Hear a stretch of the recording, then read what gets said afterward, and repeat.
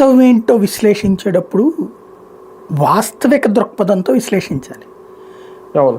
అలా కాకుండా చేస్తేనే వింతగా ఉంటుంది. ఇప్పుడు ఫర్ ఎగ్జాంపుల్ ఎవరినన్నా మనం ఎక్కిరించాలంటే ఒక రూట్లో గేమ్ నడుపుతారు. ఎట్లా అంటే ఫర్ ఎగ్జాంపుల్ ఇప్పుడు ఒక అతనికి ఫస్ట్ ర్యాంక్ వచ్చింది, అతను ఏడిపించాలనుకోండి 1 ఎక్కువ 10 ఎక్కువ అని అడిగితే 10 ఎక్కువ అంటాం కదా.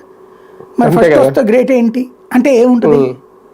అట్లాగే ఇక్కడ చూడండి 7.5 లక్షలు ఏమో కంప్లైంట్లు వచ్చినాయంట.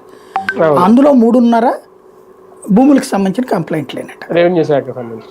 అంటే మిగతా 4 లక్షలు ఏంటి ఉమ్. వేరేయేగా. వేరే కంప్లైంట్. ఒకటి నెంబర్ 1. రెండవది అసలు ఇంతకుముందు చంద్రబాబు గారు 2014-19 అధికారంలో ఉన్నారు కదా, అప్పుడు వారం వారం పెడుతుండేవాడు కదా, అదేదో నెలకోసారి అనుకుంటా ప్రజల వద్దకు పాలన అని చెప్పేసి అధికారులు వెళ్ళి తీసుకునేవాళ్ళు కదా.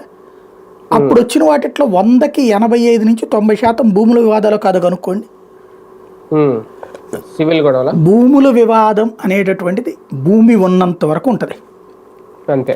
రష్యా ఉక్రెయిన్ యుద్ధం ఏంది భూ వివాదమే కదా. అమెరికా వాడు గ్రీన్లాండ్ అడిగేది ఏంటి భూ వివాదమే కదా.